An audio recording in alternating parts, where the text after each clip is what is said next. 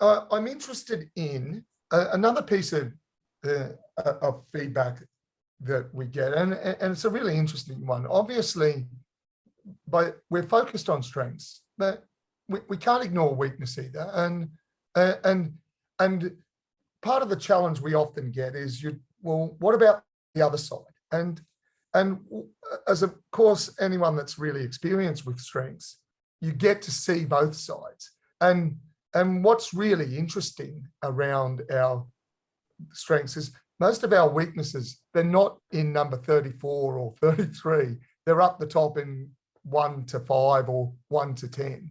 So talk a little bit about how strengths can, obviously we're focused, this is not weakness eliminator, it's strengths finder. So we focus on the strengths, but we build awareness of where the weakness and vulnerabilities might be as well, Jim. Tell us a little bit about that.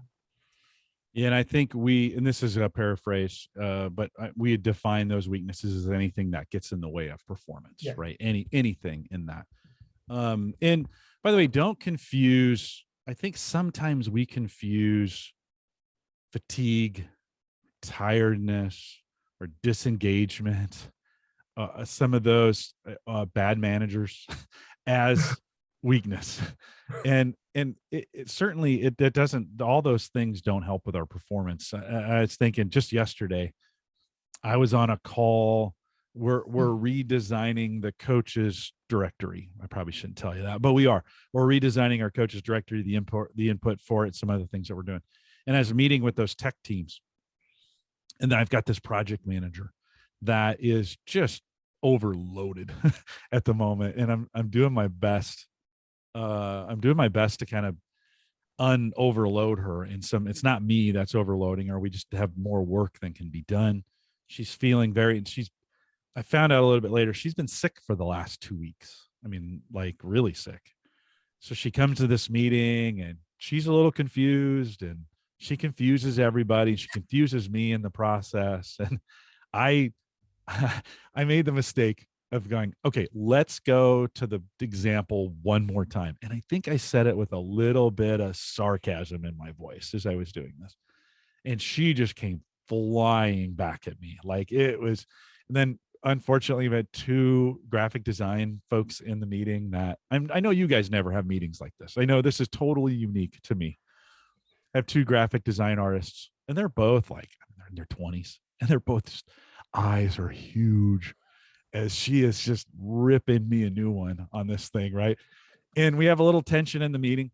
Well, that wasn't a weakness of mine or a weakness of hers in this. She's fatigued and sick.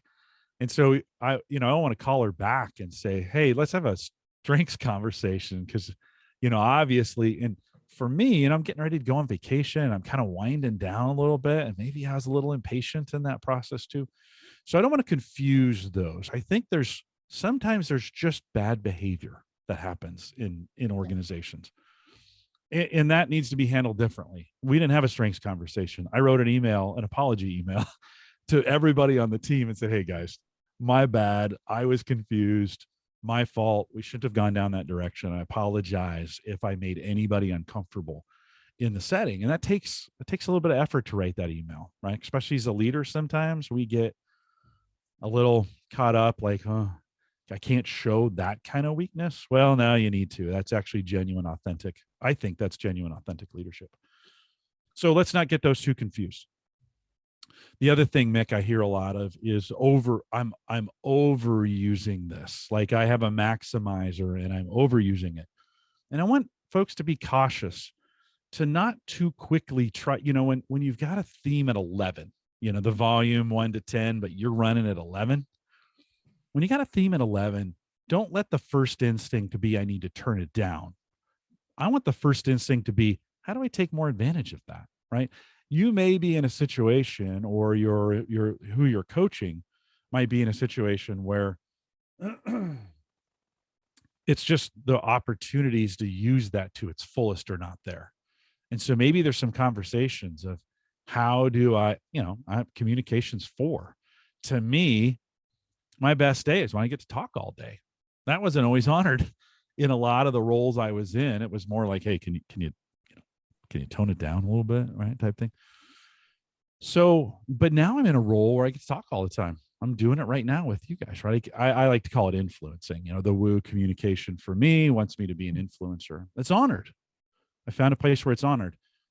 So I want to, when we think about weaknesses, I want us to think about, not when we see that, or not always going to the overuse. We always want to find the things to fix. And I always want to say, no. If it's at 11, how do we take advantage of 11? Like, it's powerful at that point. How do we take advantage of it? The mistake we make in often cases is we think that change can happen tomorrow. And sometimes those changes take a little bit of time to get done. But I think it's the conversation we need to have. So I prefer to say, so if somebody starts saying I'm overusing it, I don't say dial it back. I'm like, how do we put you in a better, or how can you be in a situation where that 11 is honored from that, from that perspective? So a couple thoughts. Those are my thoughts on weakness. I honestly try not to spend too much time. Yeah. We've got, in the 34 report, we've got blind spots, right? And we talk about that as well. And it's good to be aware of some of those kinds of things. I coming out of that meeting yesterday, and it still hurts.